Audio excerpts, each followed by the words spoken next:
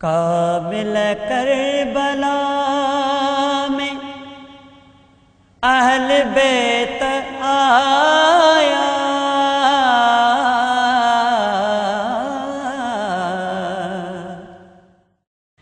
اعوذ باللہ من الشیطان الرجیم، بسم اللہ الرحمن الرحیم، اللہم صلی علی محمد و آل محمد۔ معراج مصطفیٰ کا خلاصہ ہے فاطمہ، معراج مصطفیٰ کا خلاصہ ہے فاطمہ، اللہ کا رسول کو، اللہ کا رسول کو تحفہ ہے فاطمہ،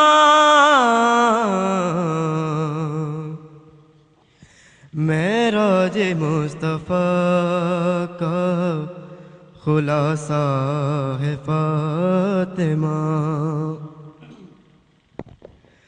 کوثر کہیں کہیں پہ شب قدر ہے لقب، کوثر کہیں کہیں پہ شب قدر ہے لقب، کوثر کہیں کہیں پہ شب قدر ہے لقب، قرآن تیری شان کا حصہ ہے فاطمہ، بِإِذْنِ آگے موت بھی بڑھتی نہیں یہاں، بِإِذْنِ آگے موت بھی بڑھتی نہیں یہاں، بِإِذْنِ آگے موت بھی بڑھتی نہیں یہاں، دہلیز تیری منزل سدرا ہے فاطمہ، اللہ سے جواب ہمیشہ ملا مجھے، اللہ سے جواب ہمیشہ ملا مجھے، اللہ سے جواب ہمیشہ ملا مجھے،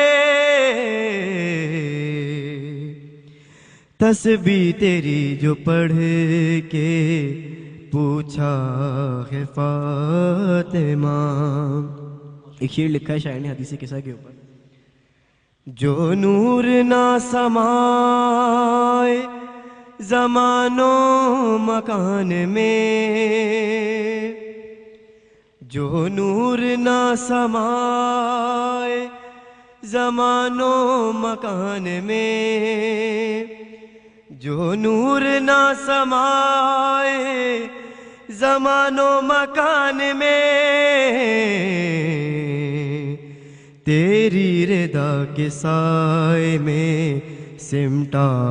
ہے فاطمہ، پانی بھی تیرا مہر ہے،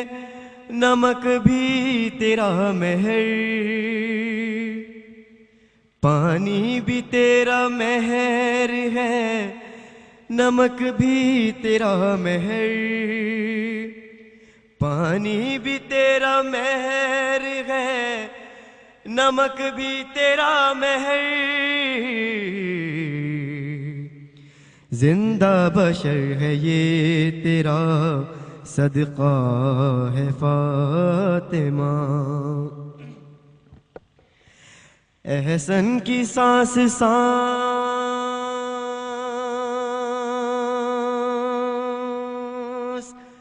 تکلم کا لفظ لفظ، احسن کی سانس سانس تکلم کا لفظ لفظ، احسن کی سانس سانس तकल्लुम का लफ्ज़ लफ्ज़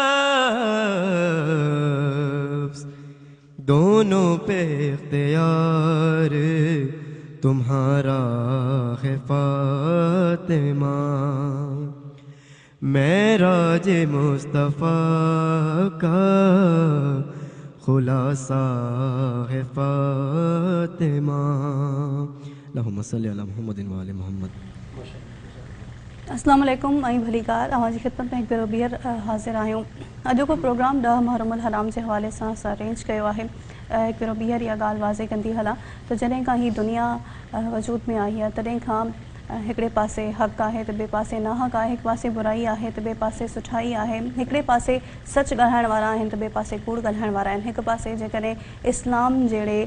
कामिल दीन जे पैरोकारनि जेको आहे उन्हनि जी हिफ़ाज़त कई आहे त ॿिए पासे जेके आहिनि उहे अहिड़ा शैतानी अंसर बि आहिनि जिन्हनि इस्लाम खे हर जॻह ते हर मौक़े ते को हिकिड़ो सिंगल इवेंट बि छॾियो न आहे त इस्लाम जहिड़े कामिल दीन खे ऐं उनजी कामिलियत खे नुक़सानु पहुचाइण जी कोशिशि न कई हुजे। ऐं जॾहिं बि असां सचाई जी ॻाल्हि कंदासीं उन बहादुरी जी ॻाल्हि कंदासीं जंहिं बहादुरी सां जेको आहे उहा इस्लाम जी हिफ़ाज़त कई वई ऐं इस्लाम जी हिफ़ाज़त लाइ लाज़वाल क़ुर्बानियूं ॾिनियूं वयूं त हुसैनियत करबला जो वाक़ियो असांजे ज़हन में ईंदो। ऐं जॾहिं बि असां उन्हनि शैतानी क़ुवतुनि जो ज़िकिर कंदासीं ऐं उन्हनि ख़लीस क़ुवतुनि जो ज़िकिर कंदासीं जंहिंमें इंसानियत न हुजण जे बराबरि ऐं हैवानियत सभ खां वधीक नज़र में अचे त पोइ असांखे यज़ीदियत जेकी आहे ज़हन में ईंदी। अॼु 10 मुहर्रमुल हराम आहे ऐं तारीख़ जो जेकॾहिं ईअं चइजे त सभ खां ॾुखो ईंदड़ ऐं तकलीफ़दह लम्हो हुयो हर हुन इंसान लाइ जेको इंसान सम्झे थो पंहिंजे पाण खे ऐं उहो जॾहिं 10 मुहर्रमुल हराम जे वाक़े ते नज़र विझंदो, हिस्ट्री पढ़ंदो त ज़रूरु उहो सम्झंदो त अहिड़ो को ॾींहुं शायदि ॿीहर जेको आहे असांखे मिले जंहिंमें असांखे एतिरियूं वॾियूं लाज़वाल क़ुर्बानियूं जेके उहे मिलनि ऐं एतिरी मज़लूमियत सां विढ़ंदड़ असांखे असांजा इमाम असांजा छा चइजे इस्लाम जा अलमबरदार असांखे नज़र अचनि जॾहिं मज़लूमियत सां जेका आहिनि अॻिते विढ़िया आहिनि। हिमत बि उन्हनि जे अंदरि आहे, जुस्तजू बि आहे, ॿिन्ही जहाननि जी क़ुवत बि आहे उन्हनि खे हर तरह सां जेकॾहिं चाहिनि त अकेले बि एतिरे वॾे लश्कर जो जेकॾहिं मुक़ाबिलो कनि तॾहिं बि जेको आहे उन्हनि खे कोई नथो रोके सघे। पर तंहिंजे बावजूदि उन्हनि हिकिड़ो अहिड़ो ई रस्तो इख़्तियारु कयो जिन मज़लूमियत जो रस्तो इख़्तियारु कयो ऐं हिन दुनिया में सदा क़यामत लाइ क़यामत लाइ जेसिताईं क़यामत रहंदी तेसिताईं इस्लाम जो जेको झंडो आहे उहो बुलंद करे विया आहिनि। ॻाल्हियुनि जे सिलसिले खे अॻिते वधाईंदासीं 10 मुहर्रमुल हराम जे हवाले सां वाक़ियात ते बि नज़र विझंदासीं। पर पहिरियों तव्हांखे इंट्रोडक्शन तव्हां सां कराए छॾियूं त असां सां गॾु केरु आहिनि। असां सां गॾु आहिनि मौलाना ज़हीर हुसैन हैदरी साहिबु। असांजी ख़ुशकिस्मती आहे ऐं स्पेशली मुंहिंजी त अॼु उहे असां सां गॾु आहिनि असांजे प्रोग्राम में स्टूडियो में। मूंखे बि घणो कुझु सिखण लाइ मिलंदो, सम्झण लाइ मिलंदो ऐं उन्हनि सां गॾु हिकु भेरो ॿीहर असां सां गॾु आहिनि अहसन रज़ा, पहिरियां बि अची चुका आहिनि ऐं उन्हनि सां गॾु आहिनि मोहम्मद अब्बास जाचवी असां सां गॾु आहिनि। ठीकु आहे त असां ॻाल्हियुनि जे सिलसिले खे ज़रूरु अॻिते वधाईंदासीं ऐं वाक़ियात ते बि नज़र विझंदासीं ऐं इन खां अलावा हर उन पहलू खे जाचण जी कोशिशि कंदासीं जंहिंखे जाचण जी ज़रूरत आहे। इनक़लाबी तरह सां जेकॾहिं असां ॾिसूं था त हीउ वाक़ियो कीअं इनक़लाब आणे थो इंसानी ज़िंदगियुनि में, इंसानी नफ़्सियात ते, माशरे जी नफ़्सियात ते छा असरु पवे थो, औरतुनि खे इन सॼे वाक़िए मां छा जेको आहे सबक़ु मिले थो पियो ऐं असां ईंदड़ वक़्तनि में जॾहिं हिन दुनिया में तमामु घणियूं परेशानियूं ऐं जेको आहे बरबरीत जॾहिं वधंदी थी वञे त अॼु हिन दौर में जॾहिं असां हर तरह सां परेशान आहियूं त हिन दौर में असांखे इन वाक़े खां छा मिले थो, हितां कहिड़ा कहिड़ा सबक़ मिलनि था, कहिड़ो कहिड़ो फ़लसफ़ो लिखियलु आहे, इहो सभु कुझु जाचण जी कोशिशि कंदासीं। पर नंढड़े इंतज़ार खां पोइ विच में असांखे ब्रेक वठिणो आहे। असां सां गॾु रहिजो। काबिल करबला में अहल बैत आया,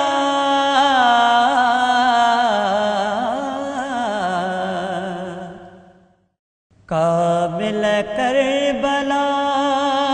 में अहल बैत आया,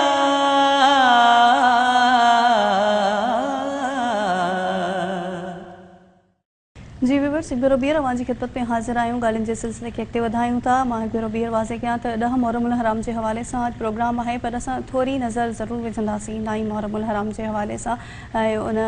ॾींहुं उन राति जे हवाले सां यानी 10 जी राति जे हवाले सां ज़रूरु थोरो ज़िक्र कंदासीं। हिकिड़े पासे जॾहिं इमाम हुसैन अलैहिस्सलाम पारां इजाज़त वरिती वई ऐं उन इजाज़त जे फ़लसफ़े खे कल्ह असां ॼाणण जी कोशिशि कई ऐं दीदार अली जलवाणी साहिबु असांखे तमामु सुठे नमूने सां फ़लसफ़े खे सम्झायो ऐं असां काफ़ी हद ताईं सम्झण जी कोशिशि बि कई। त ॿिए पासे जेको आहे यज़ीदियत यानी यज़ीद जो सॼो लश्कर हुयो जेको तक़रीबन 13,000 बि ॿुधायो थो वञे, हज़ारनि जी तादाद में उन लश्कर में माण्हू हुया, तॾहिं बि काफ़िलनि जी आमद जो सिलसिलो जेको आहे उहो जारी हुयो। उन वक़्तु उन्हनि जी छा पोज़ीशन हुई, उन्हनि जी कहिड़ी स्ट्रेटजी हुई, छा उहे सम्झनि पिया त हज़रत इमाम अलैहिस्सलाम हिकु आम माण्हू आहे, हिकु आम इंसानु आहे जेको हिकु आम इंसान जी अप्रोच सां मुक़ाबिलो कंदो ऐं उनखे जहिड़े नमूने सां मोल्ड कयो वेंदो थी वेंदो, या उन्हनि खे बि डपु हुयो या उहे बि ख़ौफ़ में वरितल विया त असां हज़रत मोहम्मद मुस्तफ़ा सल्लल्लाहु अलैहि वसल्लम जे ॾोहिटे उनजी औलाद सां जेको आहे मुहाॾो अटकायूं था पिया। त ज़ाहिर आहे उनजी तरबियत जी जो पाछो उन ते आहे, उनजी तरबियत असांखे उन में वाज़े नज़र थी अचे त ज़रूरु असांखे को वॾो नुक़सानु न पहुचे। इन हवाले सां ज़रूरु ॼाणण जी कोशिशि कंदासीं। असां सां गॾु आहिनि मौलाना ज़हीर हुसैन हैदरी साहिबु, उन्हनि सां ज़रूरु पुछंदासीं। जी मौलाना ज़हीर अहमद हैदरी साहिबु, ज़हीर हुसैन हैदरी साहिबु, इहा ॻाल्हि बिल्कुलु मां तव्हां खां ई पुछणु चाहींदसि ऐं मूंखे यकीन आहे त तव्हां खां वधीक बहितर नमूने सां को ॿुधाए बि न सघंदो त उन वक़्तु यज़ीद जी ऐं यज़ीद जे लश्कर जी कहिड़ी स्ट्रेटजी हुई? ॾाढो सुठो सुवालु कयो आहे, वॾी महिरबानी तव्हांजी। असल में ॻाल्हि इहा आहे त जीअं तव्हां पहिरीं ॻाल्हि करे छॾी त इमाम हुसैन अलैहिस्सलाम सरवर काइनात ख़ातिमी मरतबत हज़रत मोहम्मद मुस्तफ़ा सल्लल्लाहु अलैहि वसल्लम जो फ़र्ज़ंद हो ऐं करबला में उन जी हैसियत जेका हुई सा ईअं हो त वारसाने नबूवत जी हैसियत सां हुई। छो त यज़ीद जेका बैयत पे घुरी उनजो असल मसइलो इहो हो त जेकॾहिं इहो उन ज़माने में हुजे हा, जेकॾहिं अली अलैहिस्सलाम जो ज़मानो हुजे हा त शायदि उहो अली अलैहिस्सलाम खां बैयत घुरे हा। जेकॾहिं सरवर काइनात जो ज़मानो हुजे हा त हीअ उन खां बैयत घुरे हा। त हीअ फ़क़ति इमाम हुसैन खां बैयत न हुई बल्कि ख़ुदि सरवर काइनात खां बैयत हुई। हुसैन जी बैयत ख़ुदि सरवर काइनात जी बैयत हुई ऐं सरवर काइनात जेकॾहिं बैयत करे तॾहिं मतिलबु इहो आहे त ख़ुदि कलाम मजीद में ख़ुदावंदी आलम फरमाए थो त मां रमैत वइज़ रमैत वलाकिन अल्लाह रमा, ऐं रसूल जी पथरियूं तो कोन उछलायूं, इहे मूं उछलायूं आहिनि। यानी फैले रसूल खे ख़ुदा पंहिंजो कौल थो फैल थो करार ॾिए। वमा यंतिक़ु अनिल हवा इन हुवा इल्ला वहयुन यूहा, तूं जेको ॻाल्हाई पियो तूं कोन थो ॻाल्हाई, तूं नुतक़ कोन थो करीं, ख़ुदा चवे थो आऊं थो कयां। यानी सरवर काइनात जो। त हाणे जेकॾहिं हुसैन इब्न अली बैयत करे थो त माना त इहो सम्झो त ख़ुदा झुके पियो यज़ीद जे अॻियां। त इमाम हुसैन अलैहिस्सलाम जे ज़हन में हिकिड़ी केॾी तसवर हो त आऊं कीअं झुकां। हाणे तव्हां जेको बिल्कुलु इहा ॻाल्हि कई त इमाम अलैहिस्सलाम जी हिकिड़ी हैसियत उहा हुई। हुन जेकॾहिं यज़ीद जेकॾहिं बैत जे लाइ कोशिशि कई त मदीने में इमाम जेको आहे वलीद जी दरबार में जे चयो त बैत कर न त क़त्ल थियण तयारु थी, त इमाम अलैहिस्सलाम मदीने खे छॾियो आहे। मके में जॾहिं पहुता आहिनि त मके में यानी की इमाम अलैहिस्सलाम खे ख़बर पई त हाजियुनि जे रूप में मूंखे क़त्ल कयो वेंदो ऐं पछाड़ी ख़बर कोन पवंदी कंहिं क़त्ल कयो। बिल्कुलु असां इन तरफ़ ज़रूरु अचूं था। इहो हाणे इहा स्ट्रेटेजी इहा हुई जॾहिं करबला में जॾहिं पहुचनि था त इहा करबला में कोशिशि इहा ई हुई त जबर थिए, पाणी बंदि कयो वञे हर लिहाज़ खां, त जीअं जेको इमाम अलैहिस्सलाम पंहिंजे रस्ते तां हटी वञे। हाणे त मगर उन्हनि खे इहा ख़बर कोन्हे त हुसैन इब्न अली वटि हिकिड़ो फ़लसफ़ो हो ऐं इमाम अलैहिस्सलाम फरमायो त मिसली ला युबा यो मिसली यज़ीद, मूं जहिड़ो यज़ीद जहिड़े जी बैयत नथो करे सघे। मूं जहिड़ो यज़ीद जहिड़े जी बैयत, इहो न चई त आऊं इहो हुसैन यज़ीद जी बैयत कोन थो करे, यानी क़यामत ताईं फ़लसफ़ो ॾेई छॾियो त मूं जहिड़ो मुंहिंजो फ़िक्री इंसानु उहो यज़ीद जे जहिड़े सिफ़तुनि सां नथो करे सघे। त हाणे हिकिड़े पासे यज़ीदियुनि सोचियो त शायदि जबर सां हटी वञे, शब आशूर बि हुनजे ज़हन में हो त हाणे नंढा ॿार आहिनि, अल तश जूं आवाज़ूं आहिनि, शब आशूर नंढे ॿारनि जे हथ में कूज़ा आहिनि, तड़पनि पिया ॿार, 6 महीननि जो अली असग़र आहे जंहिंजी हालत इहा आहे त माउ जो खीरु सुकी वियो आहे ऐं हुनजी जेका हालत आहे त उहे तड़पनि पिया ॿार, नंढा नंढा ॿार जेके आहिनि नंढा नंढा कूज़ा खणी इमाम अलैहिस्सलाम वटि अचनि था त मौला पाणीअ जो ज़रो पइजी मिली वञे। जनाब ज़ैनब जे ख़ीमे में अचनि था, जनाब उम्मे कुलसूम जे ख़ीमे में अचनि था। इहा पोज़ीशन हुई। यज़ीदियुनि जी कोशिशि हुई त हुसैन हटी वेंदो, मगर अॼु जी राति जी जेका तव्हां सवालु कयो आहे त अॼु जी राति जी हालत इहा आहे त सॼी राति इमाम अलैहिस्सलाम जेका घुरी वरिती आहे उहा इबादत जे लाइ घुरी वरिती। सॼी राति जेको आहे सो जेके इमाम अलैहिस्सलाम जा त जेको ख़ानदान आहे उहे त पंहिंजी जॻह ते, मगर इमाम जा जेके जाननिसार सिपाही आहिनि उहे बि पंहिंजा जेको तलवारनि खे साफ़ पिया कनि। हर को चई रहियो आहे त सुभाणे मूंखे पहिरीं मौक़ो मिले त सभ खां पहिरीं हुसैन इब्न अली तां आऊं क़ुर्बान थियां। ऐं माना इहो बि चई रहिया त जेकॾहिं हिकु जान जान हुजे त उहा ज़ुहैर इब्न कैन जेको आहे उन चयो हिकिड़ी जान आहे मूंखे क़त्ल कयो वञे वरी मूंखे जेको जीआरियो वञे 1000 दफ़ा जेकॾहिं क़त्ल कयो वञे तॾहिं इमाम ऐं जेकॾहिं क़ुर्बान थिया तॾहिं हक़ अदा करे कोन सघां त हिते इहा स्ट्रेटजी आहे यज़ीदियन जी स्ट्रेटजी आहे त कंहिं न कंहिं नमूने सां हिन खे जेको सो जबर जे ज़रिए पाणी जी उञ जे ज़रिए हिन खे हौसलनि जी पस्ताई जे ज़रिए हिन खे पोइते कजे मगर हिन जा हौसला ॾाढा बुलंद आहिनि ऐं तव्हां ॾिठो त हुर जेको आहे जंहिं ख़ुदि इमाम अलैहिस्सलाम जो रस्तो रोकियो हो शब आशूर जॾहिं अचे थो त पोइ उहो अधु राति जो अचे थो पंहिंजे हथ ॿधराए ऐं अची इमाम अलैहिस्सलाम जे साम्हूं जॾहिं पाण खे किराए थो त आउं फ़क़ति हिकिड़ो जुमिलो नज़रियाती ॻाल्हि कंदुसि त हुर इहो चयो ईअं कोन चई त मौला मूंखे माफ़ु कर हुर इहो चयो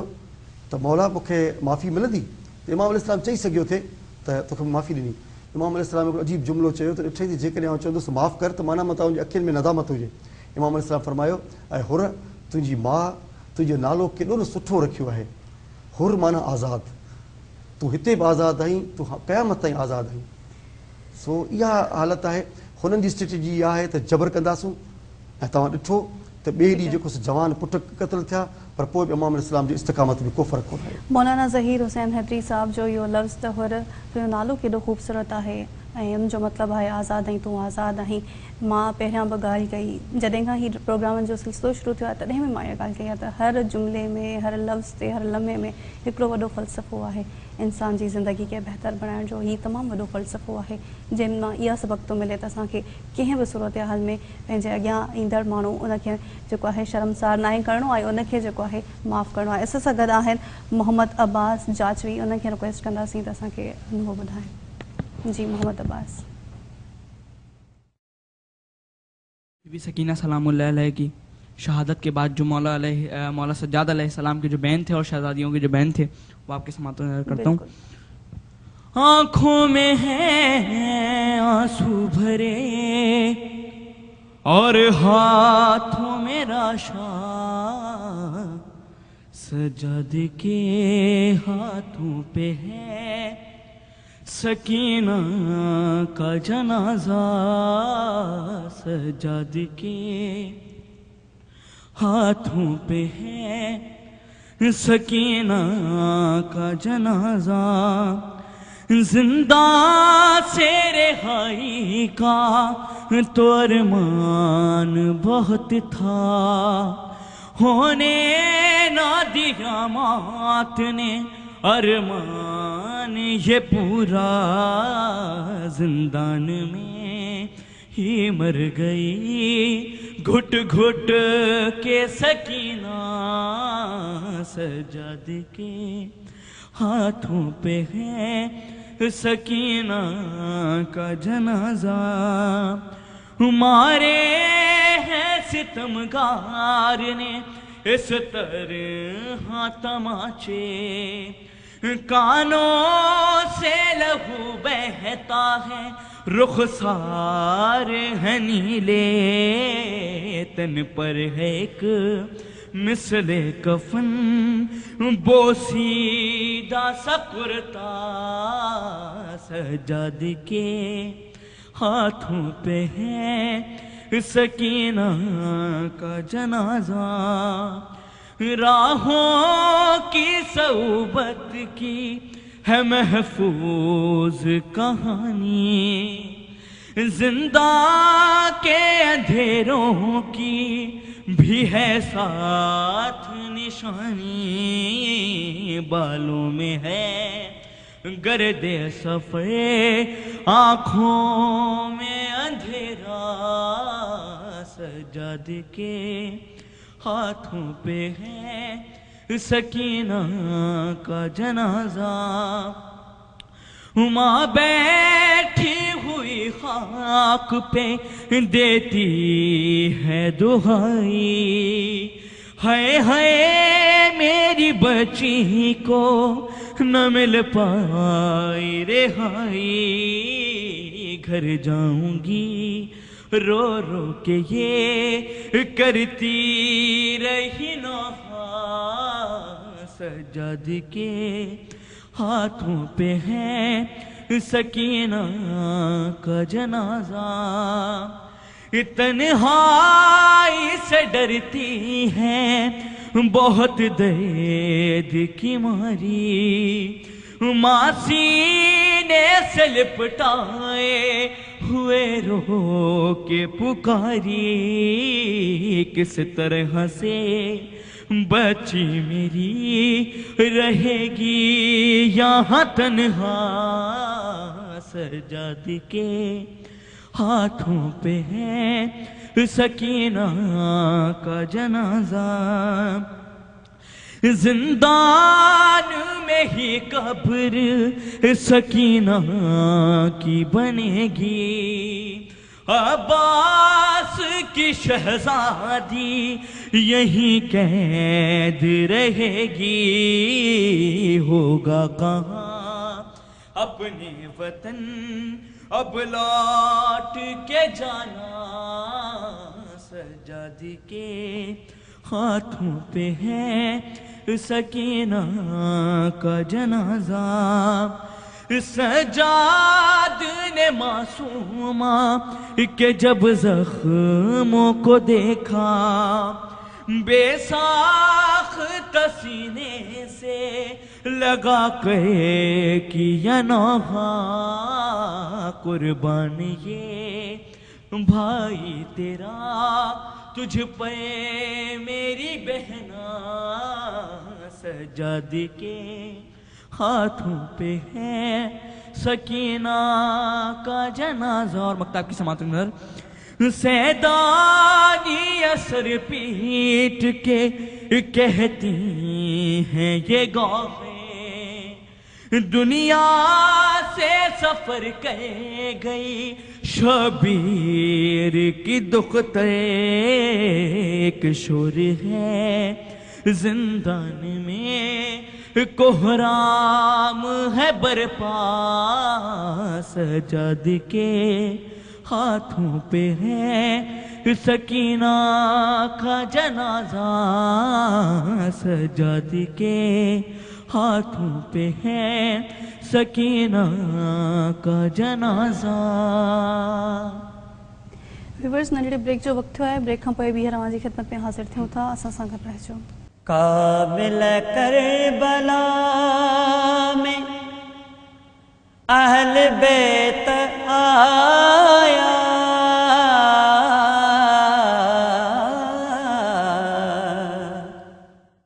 काबिल करबला में अहल बैत आया,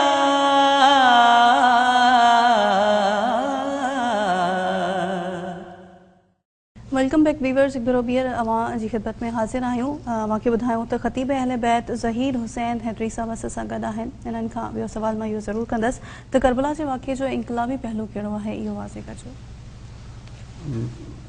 ॾाढो सुठो सवाल कयो अथव। जीअं मूं तव्हां थोरी देरि में चयो त इमाम हुसैन अलैहिस्सलाम हिकिड़ो फ़क़ति दुनियावी लिहाज़ खां जेकॾहिं असीं आम माण्हू जी हैसियत सां न सोचूं, पर हू बाक़ाइदा हिकिड़ो अहिड़ो इनक़लाबी इंसानु हो जंहिं पंहिंजी पूरी करबला जे वाक़िए खे हिकु इनक़लाबी अंदाज़ सां मुरतब कयो। ॾिसो, मदीने में जॾहिं वलीद जी दरबार में इमाम अलैहिस्सलाम खे घुरायो वियो त तव्हां बेहत करियो, न त क़त्ल थी वेंदो। त हाणे असां वटि आम थिए त बाबा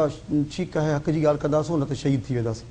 शाह ज़िंदगी हिकिड़ी आहे, हिकिड़ी दफ़ा मां क़त्ल थी वेंदो, शहीद थी वेंदो। इमाम अलैहिस्सलाम जेकॾहिं शहादत फ़क़ति जेकॾहिं मक़सदु हुजे हा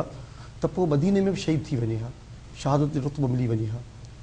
इमाम अलैहिस्सलाम जेकॾहिं मके में बि चवे हा त ठीकु आहे, मूंखे क़त्ल करे छॾंदा, हक़ जे रास्ते ते निकितो आहियां, शहीद थी वेंदुसि। पर हिकिड़ो इनक़लाबी इंसान जी सोच हुई, हिकिड़ो नज़रियाती इंसान जी सोच हुई। इमाम अलैहिस्सलाम फरमायो त जेकॾहिं मरणो बि आहे त मरण खे बि एतिरी वुसअत ॾियां जो इन हिकिड़ी ज़िंदगी जे हिकिड़ी मौत मां वधि में वधि इंसानियत खे फ़ाइदो थिए, इंसान खे शौरी तौर ते, इंसान खे फ़िक्री ऐं नज़रियाती तौर ते हिकिड़ी शइ ॾेई वञा। ऐं इमाम अलैहिस्सलाम जे ज़हन में हो त मुंहिंजो पीउ अली क़त्ल थियो, असल जेके कातिल त ज़ाहिरी तरह हिकिड़ो कातिल आयो, पर असल में उनजे पसे पर्दा जेके पुठियां मुहरकात आहे उहो लिखी विया। जनाब सैयदा फ़ातिमा ज़हरा नंढी उमिरि में जेको आहे सो उनजी वफ़ात थी वई, पर उन मुहरकात ॿिया हुआ। इमाम हसन अलैहिस्सलाम शहीद थियो, उनजे जनाज़े ते तीर वसिया, असल मुहरकात पसे मंज़र जेको सो नज़र न आयो। इमाम अलैहिस्सलाम सोचियो त मुंहिंजी शहादत आउं अहिड़ी पेश करियां जेकॾहिं मरणो आहे त उन मौत खे एतिरो वसी ॾेई वञा जो जिते बि इंसानियत जी ॻाल्हि ईंदी, जिते बि शराफ़त जी ॻाल्हि ईंदी, जिते बि शहादत जी ॻाल्हि ईंदी, जिते हक़गोई जी ॻाल्हि ईंदी, जिते सचाई ऐं साबित क़दमी जी ॻाल्हि हूंदी, जिते साबित क़दमी जी ॻाल्हि हूंदी त उते मुंहिंजो जेको सॼी शहादत जा कमु ॾे ऐं आम इंसाननि खे बि लाइन ॾेई वञा त जेकॾहिं मरणो आहे त मरो अकेला न, हिन ज़िंदगी तमामु क़ीमती आहे, इनखे हिकिड़ी क़िस्म जी क़ौमनि खे जियारो मरो। इन करे इमाम अलैहिस्सलाम ऐं हज जे वक़्त खे हज खे जेको सो पंहिंजे उमिरि में तब्दील करे ऐं वरी जेको सो कूफे ॾांहुं रवाना थियनि था। करबला जी ज़मीन ख़रीद करणु इहो बि इनक़लाबी अमल आहे। ॻाल्हि इहा आहे त दुनिया जी तारीख़ में तव्हां ॾिसो त दुनिया में हेॾियूं जंगूं ठहियूं आहिनि, कॾहिं जंग जूं कॾहिं जंग जा मैदान ख़रीद कोन कया आहिनि। तमामु वॾी ॻाल्हि आहे, तारीख़ इंसानियत में जंग जूं जंग जा मैदान ख़रीद कोन कंदा आहिनि। इमाम अलैहिस्सलाम जो हर अमल इनक़लाबी हो। इन करबला खे ख़रीद करणु 40,000 या 80,000 दरहमनि में, उन ज़माने में 40,000 दरहम या 80,000 दरहम में ख़रीद करणु, अली अकबर जे नाले हबो करणु, ईअं सम्झो त अॼु ताईं वरी उहा ज़मीन केॾा कोन वई आहे। सम्झो करबला जी ज़मीन अॼु बि अली अकबर जे नाले सां आहे, अॼु अली अकबर जी असांजी ज़ाती प्रॉपर्टी आहे, जागीर आहे। ठीकु आहे, हाणे उहा ख़रीद करणु ऐं उन खां पोइ बनी असद जे माण्हुनि खे सॾु करणु, पंहिंजे मर्दनि खे औरतुनि खे, मौज़ू टाइम न आहे जो वधीक वज़ाहत करियां, नंढे ॿारनि खे बि चवणु त असां ही वरी तव्हांखे वापसि पिया करियूं, असां हिते शहीद थी वेंदासूं, असांखे जेको सो दफ़न कोन कंदा, पर तव्हां जेको आहे सो जेकॾहिं ॿारनि खे चयो रांदि करण जे बहाने असां ते मिटी विझो त असांजा जिस्म उरियान न हुजनि। इहा हर फ़लसफ़ो, हर जॻह ते फ़लसफ़ो आहे। अच्छा, ज़मीन करबला ख़रीद करणु ख़ुदि माना त दुनिया वारनि खे ॿुधाइनि त सुभाणे चवनि त हुसैन जेको सो छा हुकूमत जे लाइ वियो या पंहिंजो जेको सो ज़ाती मक़सद लाइ वियो, न, इमाम अलैहिस्सलाम ज़मीन ख़रीद करे ॿुधायो त हीअ ज़मीन आउं पंहिंजो घर में वेठो आहियां। ज़मीन ख़रीद करण खां पोइ इमाम जो पंहिंजो ज़ाती प्रॉपर्टी आहे, ज़ाती घर में वेठो आहियां, आउं विढ़णु कोन वञा, मूं ते हलां करे मूं ते हमिलो कयो वियो आहे। यानी इमाम अलैहिस्सलाम दुनिया खे ॿुधाए त मूं ते हमिलो कयो वियो, आउं त पंहिंजे घर में हुउसि, मूं त ज़मीन ख़रीद कई आहे। त इन हवाले सां ऐं उन खां पोइ जीअं मूं तव्हांखे ॿुधायो त इमाम अलैहिस्सलाम जो इनक़लाबी पहलू इहो हो त बिल्कुलु आउं हिकिड़ी लाइन ॾेई थो वञा त मिसली ला युबा यो मिसले यज़ीद, मूं जहिड़ो। हाणे जेकॾहिं मूं जहिड़े मां मुराद इहो आहे त जेकॾहिं इमाम हुसैन अलैहिस्सलाम खां अॻु में दुनिया जॾहिं खां वजूद में आई आहे, हज़रत आदम खां वठी इमाम हुसैन ताईं ऐं इमाम हुसैन खां वठी क़यामत ताईं इमाम हिकिड़ी लाइन अचे। करबला में हिकिड़ो फ़िक्र आहे त इनक़लाबी अमल इहो आहे त इमाम अलैहिस्सलाम फरमायो जेकॾहिं मुंहिंजे फ़िक्र सां मुताबिक़त, चाहे 1400 साल पोइ हुजे, चाहे 5000 साल पोइ हुजे, जेको हुसैनी फ़िक्र वारो हूंदो उहो कॾहिं बि यज़ीदी फ़िक्र सां हम आहंग नथो थी सघे। त इन हवाले सां ऐं जेकॾहिं इनक़लाब जे हवाले सां वधीक ॻाल्हाइबो त शायदि ऐं सम्झां त तव्हांखे वक़्तु न आहे। त इमाम अलैहिस्सलाम जो हर अमल, करबला में अचणु, करबला में जेको आहे सो मुसलसल तक़रीरूं करणु। तव्हां जेके ॾिसो त करबला में योम आशूर सुबुह खां वठी जंहिंजी लाश खणनि थो, वरी लाश खणी क़ौम जफ़ाकार सां मुखातिब थियनि था, तव्हां मूंखे छो था मारियो, इहो छा आहे? यानी इमाम अलैहिस्सलाम बार-बार छो त कंहिंखे था मारियो। यानी इमाम अलैहिस्सलाम खे तव्हां सोचो त आम इंसान असांजे लाइ गुनाहगार, कंहिंजो जवान पुटु मरी वञे पोइ हुनखे पंहिंजी ज़िंदगी जी परवाह कोन हूंदी आहे, मोहबत पंहिंजी औलाद सां जेका रखे खे आहे। पर जॾहिं सभु शहीद थी विया, अली अकबर जे सीने मां सीने मां जेको बर्छी जो फल कढी चुका आहिनि, जनाब अली असगर खे हथनि ते तड़पंदो ॾिसी चुका आहिनि, पोइ इमाम खे पंहिंजी ज़िंदगी जी परवाह न आहे। पोइ बि जेको चवनि था त जेकॾहिं तव्हां राह रास्ते अची वञो, मूंखे मुंहिंजो अली अकबर जी कुर्बानी क़बूल, अली असगर जी कुर्बानी क़बूल आहे, तव्हां माफ़ु करण लाइ तयारु आहिनि। तव्हां सोचो केॾो वसील क़ल्बी आहे अली असगर। जेकॾहिं उते सभु चवनि हा ठीकु आहे, असीं तव्हांजे हक़ ते अचूं था, असां हक़ रस्तो, त माना अली असगर जी कुर्बानी माफ़ु करणु, अली अकबर जो तड़पण माफ़ु करणु, अज़ीज़न अज़ीज़ अब्बास जी शहादत माफ़ु करणु, यानी एॾी वसील क़ल्बी। तव्हां यानी इमाम अलैहिस्सलाम जो हदफ़ इहो हो त माण्हू पंहिंजे सही रस्ते ते अची वञे। असल शइ हीउ सॼो इनक़लाबी अमल आहे। ऐं उन खां पोइ करबला में ॾिसो त जेकॾहिं इमाम अलैहिस्सलाम त ठहियो, पर उन्हनि जी 4 सालनि जी जनाब सकीना आहे, उञी आहे, बुखी आहे, करबला खां शाम ताईं उन्हनि ते पथर पिया वसनि, पर पोइ कंहिं रस्ते ते किथे ईअं कोन चई त मुंहिंजे बाबा जेको आहे सो काश बैत करे वठी आहे। त हीउ सॼो ख़ानदान इनक़लाबी हो। बिल्कुलु सॼो ख़ानदान इनक़लाबी हो। ऐं इन इनक़लाब जे पोयों जेके फ़लसफ़ा उहे कल्ह बि जॾहिं असां गॾु जलबाणी साहिब हुआ, उन्हनि बि इहा ई ॻाल्हि कई त ज़मीन ख़रीद करणु ऐं उन खां पोइ ख़ैमा हटाए करे पोइते करणु, यानी उते पाणी जे हवाले सां जॾहिं पाणी बंदि कयो थो वञे उते बि आर्ग्यू न करणु त मथां ईंदड़ दुनिया इहो सम्झे त पाणी ते जंग हुई, ज़मीन ते जंग हुई। हीअ जंग सिर्फ़ु ऐं सिर्फ़ु इस्लाम जी जंग हुई ऐं जेका तमामु सुठे नमूने सां ऐं हिकु लाज़वाल क़ुर्बानी जे ज़रिए जेके आहे उहा खटी वई। असां ॻाल्हियुनि जे सिलसिले खे हिकु भेरो ॿीहर ॻंढींदासीं। ब्रेक ते वञिणो आहे। ब्रेक ते वञण खां अॻु में पर असां ॿुधंदासीं नुहो ऐं नुहो असांखे ॿुधाईंदा अहसन रज़ा जी। اللهم صل على محمد وآل محمد.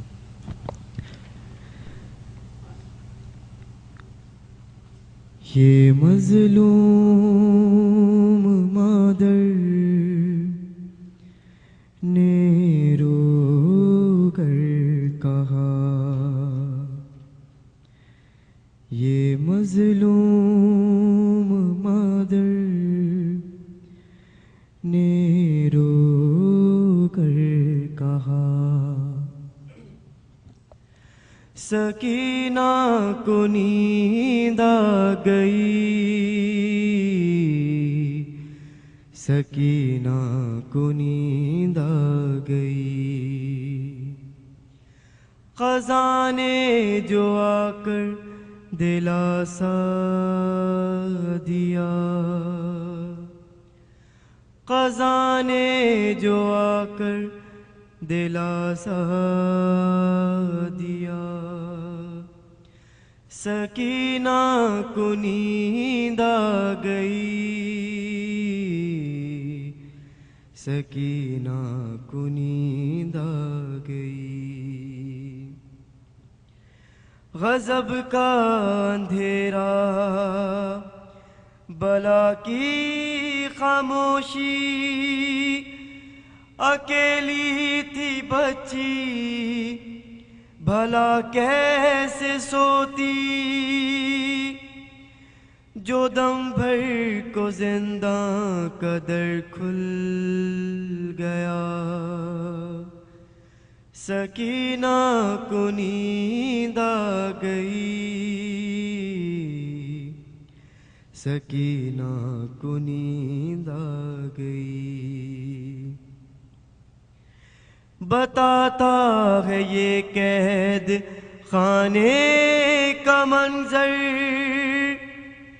بہت حبس رہتا تھا زنداں کے اندر، ملی ایک پل کو جو ٹھنڈی ہوا، سکینہ کو نیند آ گئی، سکینہ کو نیند آ گئی، بہت روئی فرقت میں بالی سکینہ، ملا جب نہ بچی کو بابا کا سینہ، زمیں پر غریبی کی اوڑھے ردا، سکینہ کو نیند آ گئی، سکینہ کو نیند آ گئی، تڑپتی ہے راتوں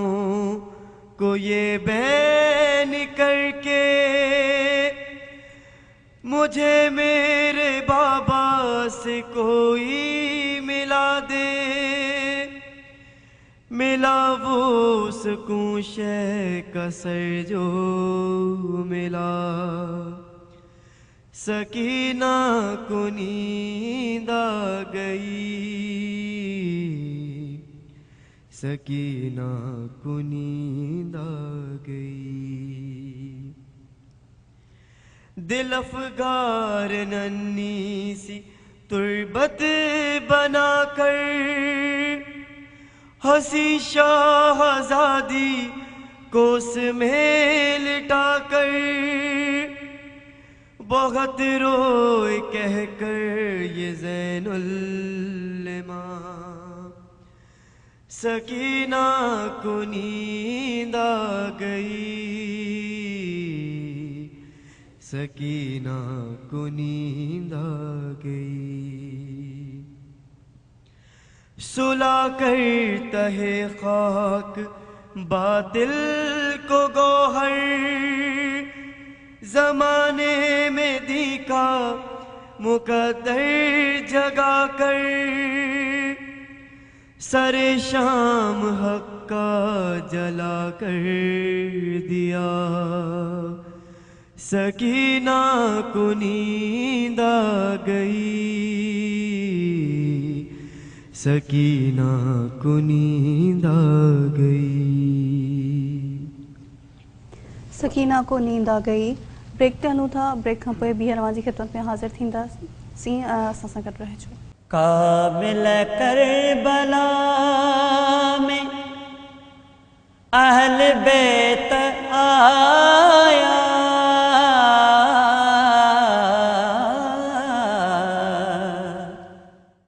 کامل کربلا میں اہل بیت آیا،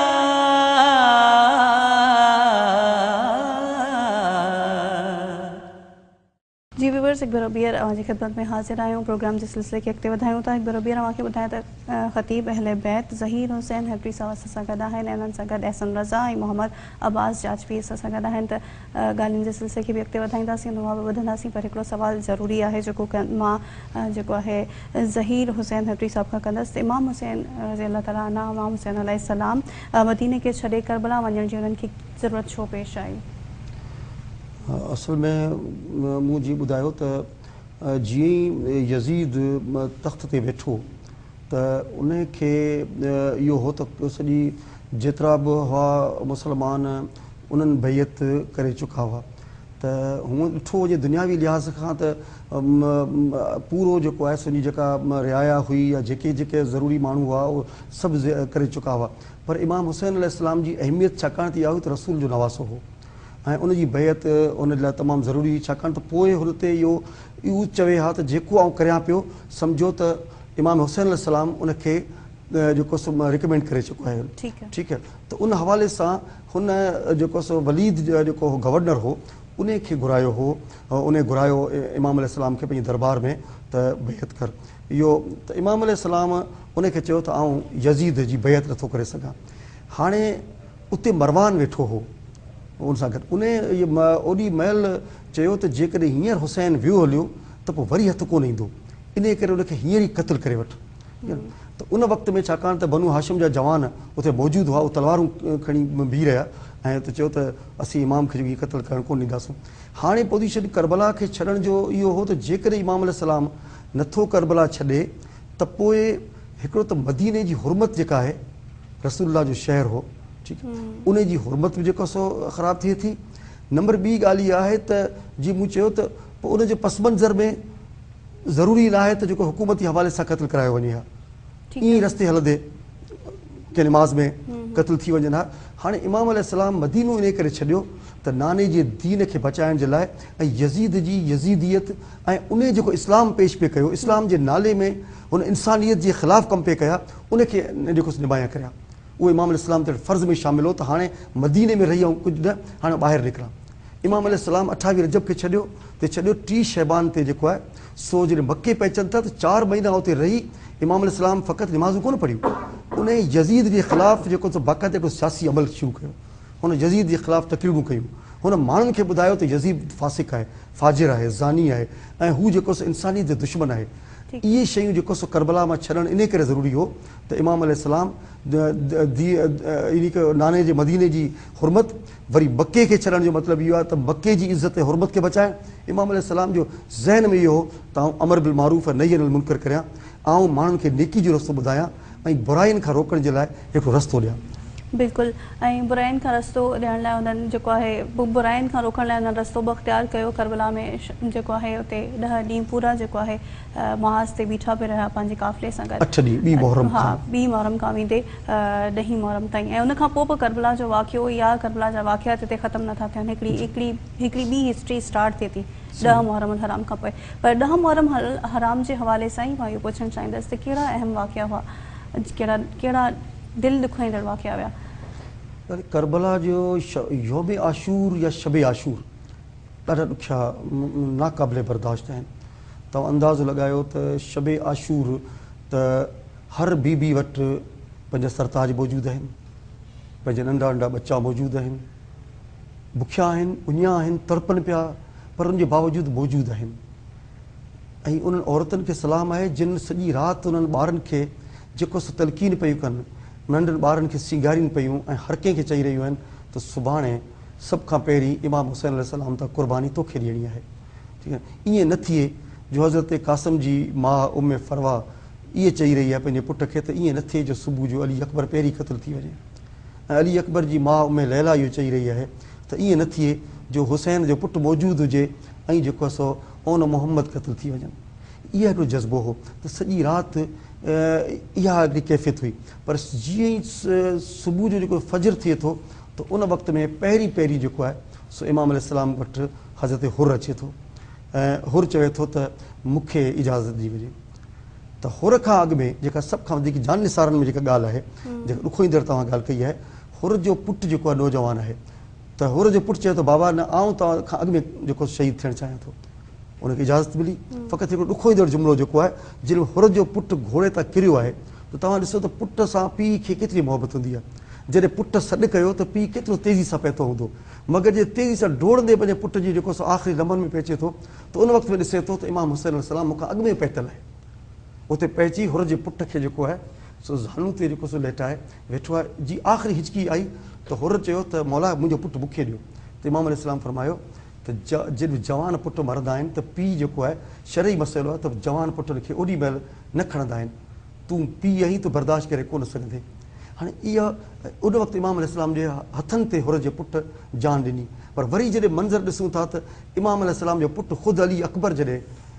इमाम अलैहिस्सलाम जे हज ते आख़िरी जेको सो हिचकी ॾिए थो त इमाम अलैहिस्सलाम वटि केर बि कोन्हे जेको इमाम अलैहिस्सलाम खे सहारो ॾेई सघे। त उहो उन वक़्तु इमाम अलैहिस्सलाम खे ज़रूरु उहा मंज़र यादि आयो हूंदो त मूं कल्ह थोरी देरि अॻु में हुर जे पुट खे जेको सो हुर खे मूं चयो त जवान पुटु मरनि त पीउ उन्हनि जी लाशनि खे न खणे, पर हुसैन एॾो मजबूर आहे जेको जवान पुट जी लाश खे जेको सो आख़िरी मरहल में ॾिसे थो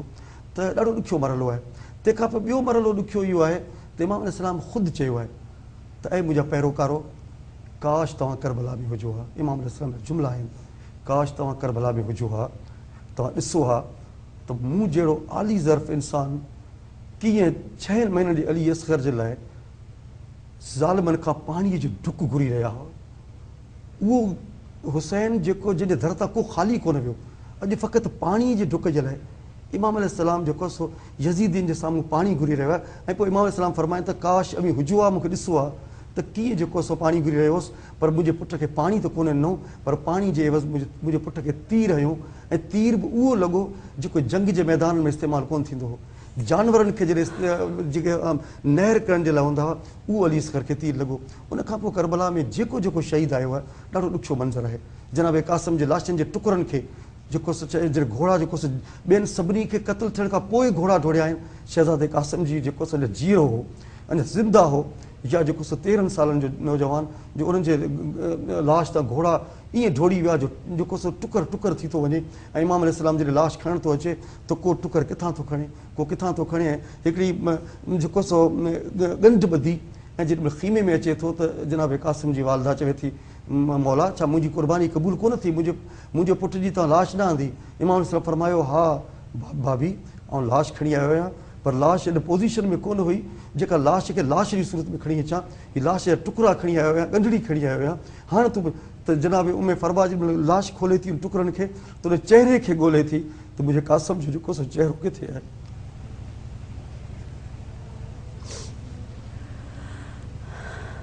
लफ़्ज़ खुटी वेंदा, एहसास जेके आहिनि उन्हनि खे को रस्तो न मिलंदो, ऐं उन्हनि एहसासनि खे बयानु करण जे लाइ लफ़्ज़नि खे को रस्तो न मिलंदो, ऐं वरी उहे लफ़्ज़ ज़बान ताईं अची न सघंदा। अॻिते छा चइजे? इमाम अलैहिस्सलाम हज़रत इमाम हुसैन अलैहिस्सलाम जो चवण ते मुंहिंजा पैरोकारो जेकॾहिं तव्हां हुजो हा करबला जे मैदान में, ऐं जेकॾहिं उहो वाक़ियो ॾिसो हा त तव्हां सां छा थिया, पर जेकॾहिं असां महसूस बि कयूं था त असां वटि कुझु बि नथो बचे सवाइ अखियूं आलियूं करण जे ऐं रोअण जे। नंढड़े ब्रेक खां पोइ ॿीहर तव्हांजी ख़िदमत में हाज़िर थियूं था, असां सां गॾु रहिजो। काबिल करबला में अहल बैत आया,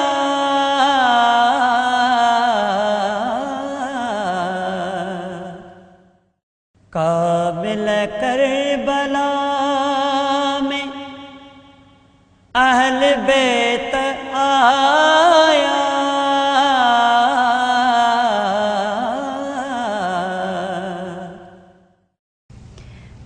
भेरो ॿीहर जी ख़िदमत में हाज़िर आहियूं। प्रोग्राम जे सिलसिले खे अॻिते वधायूं था। असां सां गॾु मोहम्मद अब्बास चाचवी मौजूद आहिनि। उन्हनि खे रिक्वेस्ट कंदासीं त असांखे उहो ॿुधाइनि।